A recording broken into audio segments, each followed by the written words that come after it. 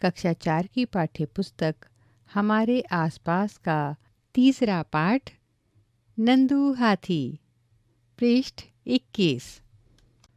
यह है नंदू।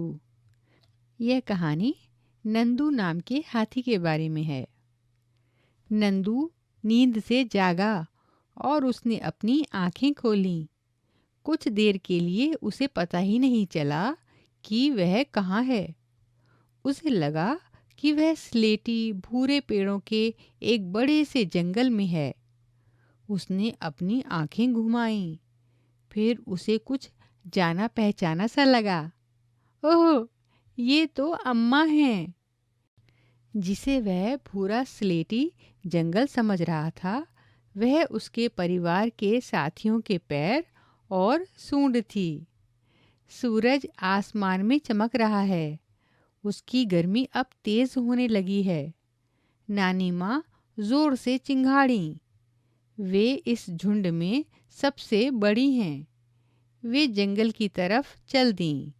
बाकी सब हथनियों ने भी नानी माँ को जंगल की तरफ जाते देखा तो वे सब भी उनके पीछे चल दीं, और नंदू भी। पृष्ठ 22। जंगल पहुँचते ही यह झुंड बिखर गया। वे सभी अपने मनपसंद पत्तों और झाड़ियों को खाने के लिए अलग अलग हो गए। कुछ देर खाने के बाद सभी नदी की तरफ चलने लगे। सब बच्चे पानी में खेलने लगे। कुछ बड़ी हथनियाँ नदी किनारे मिट्टी में लेट गईं। क्या तुम जानते हो, एक बड़ा हाथी एक दिन में 100 किलोग्राम से ज़्यादा पत्ते और झाड़ियाँ खा लेता है। हाथी बहुत कम आराम करता है। यह एक दिन में केवल 2 से 4 घंटे ही सोता है। हाथी को पानी और कीचड़ से खेलना बहुत भाता है। इससे उसके शरीर को ठंडक मिलती है। वैसे उसके कान भी पंखे की तरह होते हैं। गर्मी लगने पर हाथी अपने कान हिलाकर हवा करता है। पता करो। नंदू तो सिर्फ 3 महीने का है, लेकिन उसका वज़न 200 किलोग्राम है। तुम्हारा वज़न कितना है? तुम्हारी उम्र के कितने बच्चों का वज़न मिलाकर नंदू के वज़न के बराबर होगा? पृष्ठ 23। यहाँ एक चित्र दिया गया है जिसमें कुछ हाथी पानी में खेल रहे हैं। खेल खेल में नंदू ने अपने साथियों को एक दूसरे की पूंछ खींचते हुए देखा। उसने सोचा, मैं बहुत छोटा हूँ, कहीं ये सब मेरे ऊपर ना गिर जाएं। वह उनके पास नहीं गया और धीरे से अपनी अम्मा के पास जाकर खड़ा हो गया। अम्मा ने नंदू को पानी की तरफ धकेला, मानो उसे पानी में खेलने के लिए कह रही हो।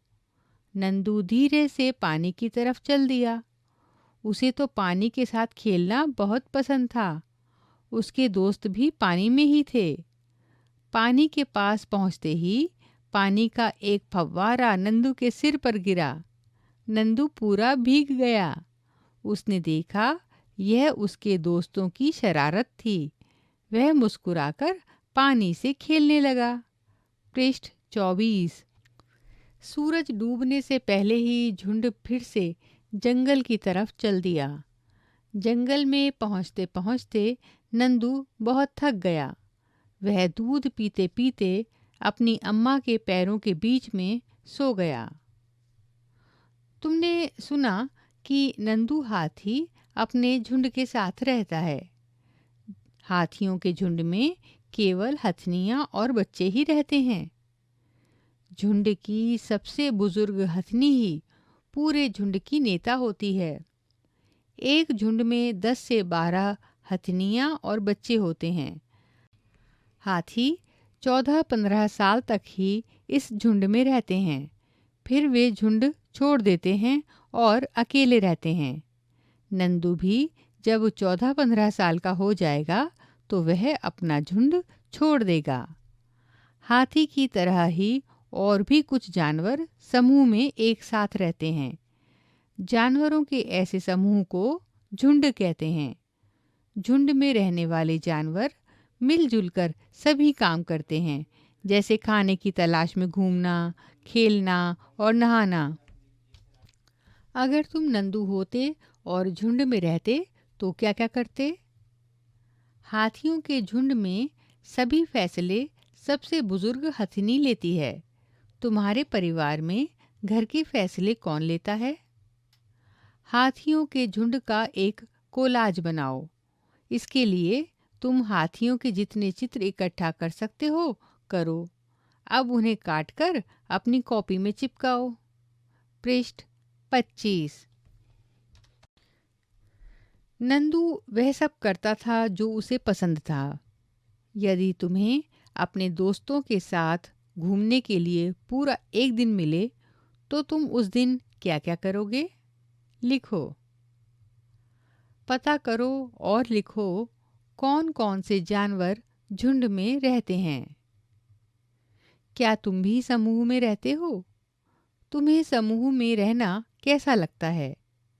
तुम्हारे हिसाब से समूह में रहने के फायदे और नुकसान क्या क्या हो सकते हैं? आप 2 कॉलम बनाएं। एक कॉलम में लिखें फायदे और दूसरे कॉलम में लिखें नुकसान। हाथी को चेन से बंधे होने पर कैसा महसूस होता होगा? अपनी भावनाएं बताएं तथा चर्चा करें। पृष्ठ 26। क्या तुमने हाथी पर सवारी की है? कैसा लगा? तुम कौन कौन से जानवरों पर बैठे हो, उनके नाम लिखो। तुमने अपने आसपास फिल्मों या किताबों में कई जानवरों को देखा होगा। अकेले और झुंड में देखे गए जानवरों में से किसी एक के बारे में पता करो और कुछ बातें लिखो। पृष्ठ 27। सोचो और लिखो।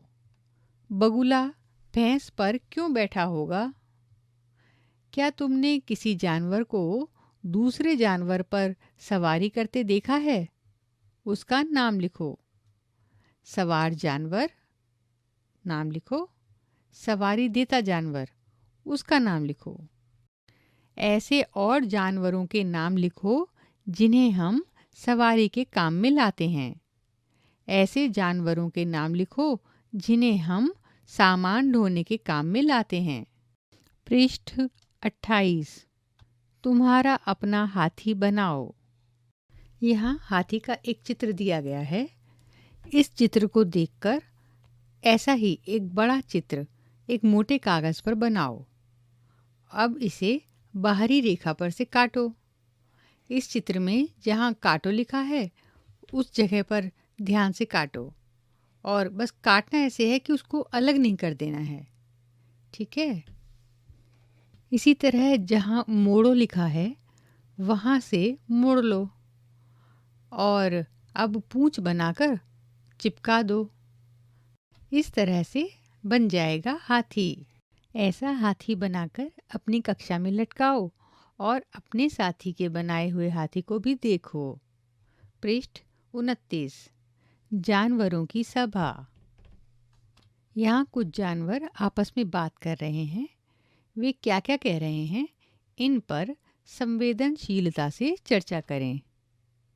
सांप बोला, यह पिटारी ही अब मेरा घर बन गया है। मैं तो जंगल के जानवरों से मिलना और खुली हवा लेना मानो भूल ही गया हूँ। बस पिटारी है और ये सपेरा। भालू बोला, यह मत सोचो कि मैं सर्कस में बहुत खुश हूँ। नाचो, कूदो, आग के गोले में से निकलो और भी न जाने क्या क्या। ना करो तो भूखे रहो और पिटाई अलग से। घोड़ा बोला, तुमने मेरी दौड़ ही देखी है। मेरे पैरों के नीचे जब लोहे की नाल ठोकते हैं तो दर्द से जान निकल जाती है। बंदर बोला, नाचते नाचते हमारी तो कमर ही टूट गई। मन ना हो फिर भी नाचो, वह भी खाली पेट। बिल्ली बोली, म्याऊं म्याऊं म्याऊं।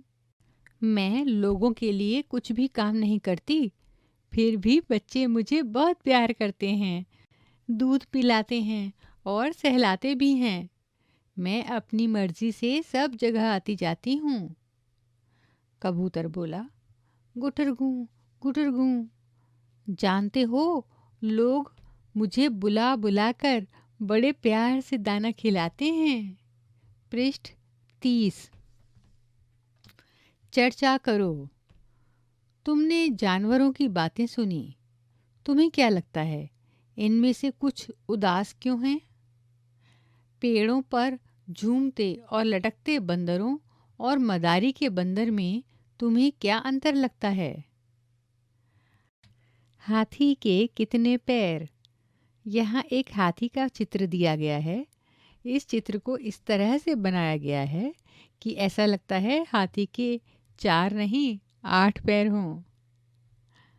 क्या आप जानते हो, हाथी परेशानी आने पर एक दूसरे की यानी अपने साथियों की मदद करते हैं। अपने बच्चों की देखभाल और सुरक्षा के लिए एक दूसरे का साथ देते हैं।